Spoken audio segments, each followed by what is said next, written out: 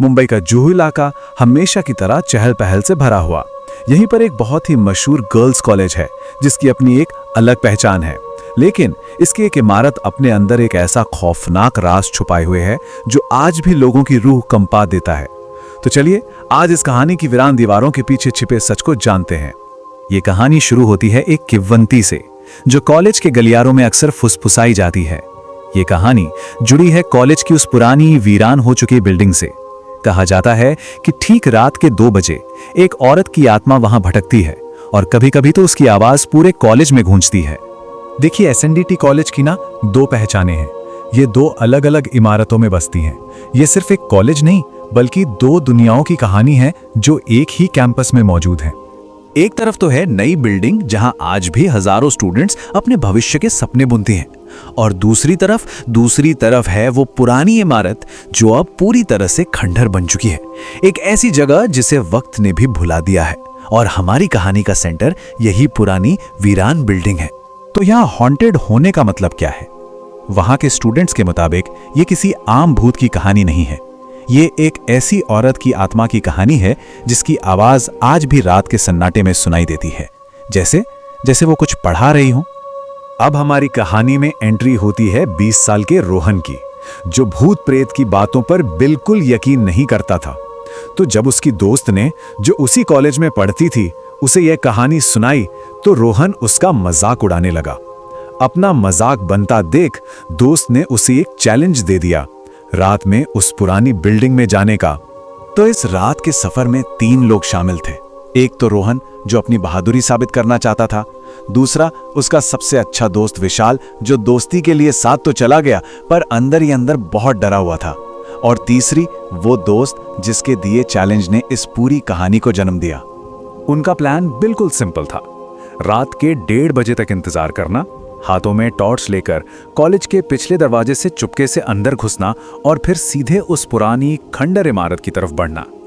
लेकिन अंदर का माहौल उनकी उम्मीद से कहीं ज्यादा डरावना था। दीवारों पर झाड़ियां उगाई थीं, हर कोने में मकड़ी के जाले थे, और जैसे ही उन्होंने जंग लगे दरवाजे को खोला, उसकी चरमराहट ने उनकी हालत खराब कर दी। उस अजीब सी खामोशी में उन्हें सिर्फ अपने दिल की धड़कनें सुनाई दे रही थीं। वो पुराने लेक्चर हॉल और क्लासरूम देखते हुए आगे बढ़ ही रहे थे कि तभी कुछ ऐसा हुआ जिसने उस खामोशी को चीर दिया। उनका पहला सामना उस चीज से हुआ जिसे वो बस एक मजाक समझ रहे थे। अचानक एक बंद क्लासरूम से एक औरत की धीमी लेकिन एकदम साफ आवाज आने लगी। ऐसा लगा जैसे कोई टीचर बहुत धीरे धीरे पहाड़े बोल रही हों। 2 एकम 2, 2 दूनी 4। विशाल तो ये सुनकर कांप गया, पर रोहन को अभी भी लग रहा था कि कोई उनके साथ मजाक कर रहा है। और फिर कुछ ऐसा हुआ जो उन्होंने सोचा भी नहीं था। जैसे ही वो उस कमरे के पास पहुंचे, आवाज अचानक बंद हो गई, लेकिन उसकी जगह एक अजीब जमा देने वाली ठंडक ने ले ली। ऐसा महसूस हो रहा था जैसे वो किसी फ्रीजर के दरवाजे के ठीक बाहर खड़े हों। इसके बाद जो हुआ उससे हालात बहुत तेजी से बिगड़ने लगे। पहले तो वो आवाज वापस आई, पर इस बार गुस्से में और बहुत जोर से। फिर अचानक एक जोरदार थप्पड़ की आवाज गूंजी, और उसके तुरंत बाद कई बच्चों के एक साथ रोने की आवाजों से वो कमरा भर गया। और फिर उनकी टॉर्च की रोशनी में ब्लैकबोर्ड पर चौक अपने आप चलने लगा। ब्लैकबोर्ड पर जो लिखा था उसे पढ़कर दोनों की रूह कांप गई। उस पर लिखा था, मुझे यहां मारा गया था और अब मैं अपना बदला लेना चाहती हूं। यह कोई मजाक नहीं था। वो डर के मारे वहां से भागे, उन्हें बस उस बिल्डिंग से बाहर निकलना था। लेकिन इस कहानी का सबसे डरावना हिस्सा तो अब शुरू होता है। उनके भागने के बाद जो कुछ भी हुआ, उसने इस रात को एक ऐसी पहेली बना दिया जो आज तक सुलझ नहीं पाई, क्योंकि उस रात की एक नहीं बल्कि 2 अलग-अलग कहानियां सामने आई। रोहन की कहानी के हिसाब से भागते हुए उसने देखा कि विशाल पहली मंजिल की खिड़की में फंसा है और मदद के लिए चिल्ला रहा है। वो अपने दोस्त को बचाने वापस अंदर गया, और उसने विशाल को उसी क्लासरूम में उस आत्मा के साथ देखा। उस औरत की खाल सड़ चुकी थी, चेहरा सूजा हुआ था और आंखें एकदम सफेद थीं। विशाल जमीन पर बैठकर डर से कांपते हुए पहाड़े बोल रहा था, और वो आत्मा छड़ी से उसे डरा रही थी।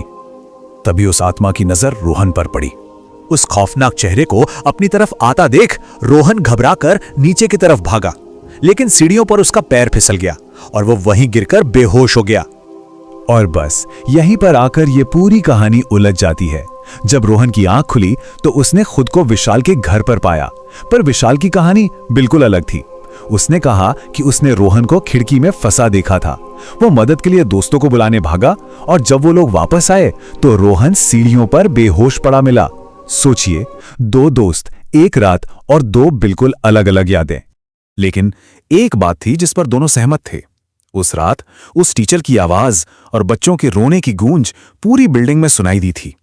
ये एक ऐसा सबूत था जो दोनों की कहानियों को किसी ना किसी तरह सच साबित करता था, पर इस रहस्य को और भी गहरा बना रहा था। तो सवाल यही है कि उस रात की असली कहानी क्या थी? कौन फंसा था और कौन बचाने गया था? क्या लगता है, रोहन सच कह रहा था या विशाल? और सबसे बड़ा सवाल, क्या वो आत्मा आज भी उस वीरान बिल्डिंग में अपना बदला पूरा होने का इंतजार कर रही है?